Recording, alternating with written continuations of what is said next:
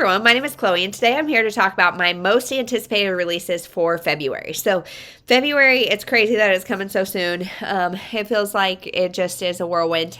I'm filming this early-ish in January, mid to early January, and like it's just all, I feel like it's just all chaos.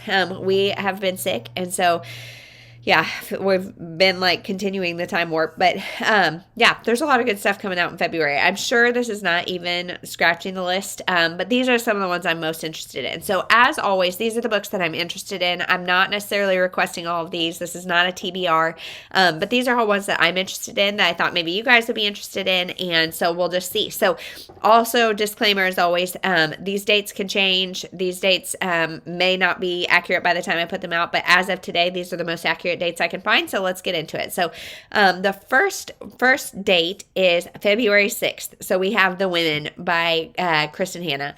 Say no more. I mean, say less. That's all I need. The Kristin Hannah, all I need.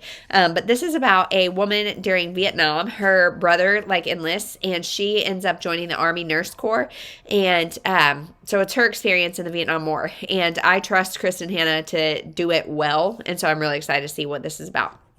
Next is Where Butterflies Wonder by Suzanne Redfearn. So I've read some by Suzanne Redfearn and liked her before. This is about a woman who loses one of her kids. One of her kids dies. I think she has 4. One of them dies.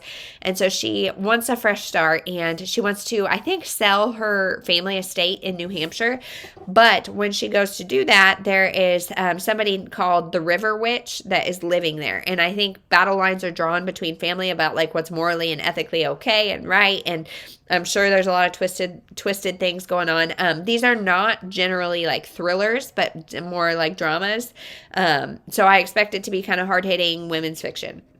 Next is One Wrong Word by Phillippi Ryan, which is just so funny. This is a side tangent, I probably shouldn't even tell you, but when I was teen, I don't know, the movie Cruel Intentions was a thing, and by golly, now as a mother, I'm like, whoa, I was way too young to be watching that. However, Ryan Phillippi, I became obsessed with him. Me and one of my girlfriends became very obsessed with Ryan Phillippi, and so this is weird that it's Phillippi Ryan. But anyway, this is about a crisis management expert. Didn't know that was a thing, but she's about to lose her job because she was accused of having an affair. It kind of ruined her reputation, potentially going to ruin her career. And a lady comes to her and says, hey, take on our case. My husband was involved in this accident. He was proven innocent. However, it's ruined his reputation. And so she's trying to help manage that. Well, then another accident happens where the husband's involved. And so she's wondering, is she defending a killer? Don't know. It says it's a heart-racing psychological thriller. Love them. Next is The Teacher by Freida McFadden. So Freida McFadden, I feel like she's the booktube, book talk, all the darling right now. People are pretty polarized about if they love her or don't like her. I have not read a ton by her, but she churns them out like crazy. So again, psychological thrillers. This is about a teacher who teaches high school math, and one of her students is notorious for some stuff, and I don't know, she's surrounded by scandal. We'll see. Next is I Hope This Doesn't Find You by Anne Liang. And this is touted as To All the Boys I Loved Before, but instead of writing love notes, so what that book's about, if you don't know, is this girl, she writes love notes and doesn't send them, just has them there, and then they get sent. Well, this is the opposite. She writes hate notes. And so she's this star pupil, all this stuff in high school. But the reason is because she drafts emails telling her true thoughts about things and never meant for them to get sent. Of course they do. Don't do that on email. Goodness gracious. Start a Word document or a journal of some sort to get your stuff out. But it's just funny because there's so many things that that's relatable to me. Not that I am thinking all these negative things, but it's just better left to yourself. If you don't have anything nice to say, don't say anything at all. So she does it in what she thinks to be a private way, and it's not. Then we have February 13th, The Stranger in Her House by John Mars. So this is about an elderly woman, and her daughter's her caretaker, but then there's this man that comes in as a caretaker to help, and the daughter thinks the man is suspicious. And again, I just kind of need John Mars. I'm really interested to see what this is about. So hopefully it's a great one. Next is Ready or Not by Cara Bastone. So I've read one Cara Bastone before, I think. And I think she was sweet, clean, romance. I'm not really sure, though. I don't know that for sure.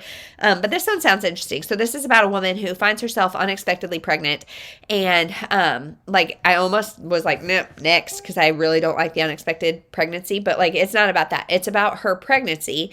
And her best friend's brother kind of steps up to help her through it. And I love books about becoming a mother, motherhood, all that kind of stuff. And especially people who don't really anticipate being a mom. And I just like seeing how it changes. I really love pregnancy books. Don't know what that says about me.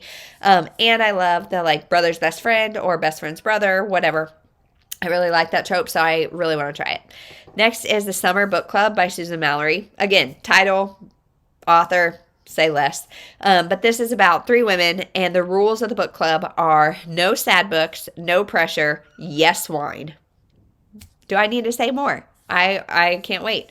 Next is February 14th. And now I believe this is an accurate date because this is Rocky Road by Becky Wade. And this is a second in her Sons of Scandal series. And that one was, the first one was released on Valentine's Day last year. And then this one's Valentine's Day of this year. So I think that's accurate. I don't know 100%. I have not read the first book. I think it was called Memory Lane. But this one is about an FBI agent that has to pose as the boyfriend for a famous perfumer. And is that a word? I guess it is. I mean, whatever. And I think it's like a grumpy sunshine. Becky Wade is a Christian fiction author. So I trust it to be clean, all that kind of stuff, and I'm interested to try it. Next is February 15th. This one is an interesting date as well because Goodreads says sometime in May for the physical book, but I think that this date is the ebook, and it's The Memory of Us by Dani Atkins. So this is about a girl who is in an accident, and she wakes up with false memories, and I don't know if that's actually a thing or not. I would assume so, but she has false memories of this whole love story with this guy named Sam. She thinks she had this epic love with him. Well, it didn't actually happen, and so her sister is there, and she is trying to recreate what she thinks her memories are, so it can jog her actual memories. Does that make sense? And so she finds this guy named Nick who resembles Sam of her dreams, and then the sister starts to fall for Nick. And so how can she navigate that without hurting her sister? I don't know. Sounds interesting. And it's just kind of an amnesia trope that I've not really read before. So there's that. February 20th, which is my mom's birthday. So Mom, if you're watching this, whoop whoop, happy early birthday. Maybe you should buy some of these books for yourself and then hand them on to me. We've got The Guest by B.A. Paris, or maybe I'll just buy these for you and, whatever. I guess that would be the more generous thing. But The Guest by B.A. Paris. B.A. Paris wrote Behind Closed Doors. And that was it's one of my favorite thrillers of all times because just the way she creates tension and stress in a book is exceptional. So this is about a husband and wife, and the husband, I think, sees somebody is in an accident or something, and he's there, and here's his last words. And so there's a lot of trauma and guilt about not being able to save this guy or whatever. So that's part of it. Then a woman comes to stay with them, obviously the guest, and she I'm guessing it's a friend or something, and her husband is cheating on her or something. So she's staying with this couple, and she keeps asking about the man who died, as well as really just infiltrating their lives, starts wearing the wife's clothes, all that kind of stuff. Things are weird.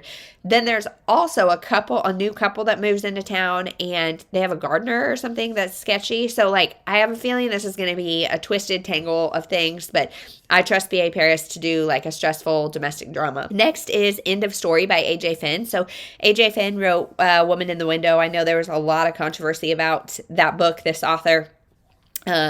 So I liked The Woman in the Window. I know, there's, like I said, lots of mixed reviews, but I am interested. So this is about a reclusive mystery author that only has a few months left to live. So he asks another mystery author to come help him write his life story. And his life story has some interesting stuff. So 20 years ago, I think it's something like that, his wife and son went missing, and so we're trying to uncover, did he have anything to do with it? What happened? Yeah. Then February 27th, we have Sharing Too Much, Inspirational Musings and Lessons from an Unlikely Life by Richard Paul Evans. So I think this is just a book of essays from Richard Paul Evans' life. I know he has a really interesting background. His mother was suicidal. There's just a lot of things that have happened in his life. And he writes, he doesn't just write, he writes historical, but he's, I think, primarily known for his like inspirational, heartfelt Christmas stuff that like they are hard hitting and they will make you cry, but they're so good. And so I think that's what he's most known for. I'm interested to see how his life has kind of informed his writing. So yeah, that's everything. That's everything coming out in February. Like I said, I'm filming this kind of early in January, so there might be more that pops up. Let me know what I missed. Let me know what you're excited for, and we'll see you in the next one. Thank you so much for watching.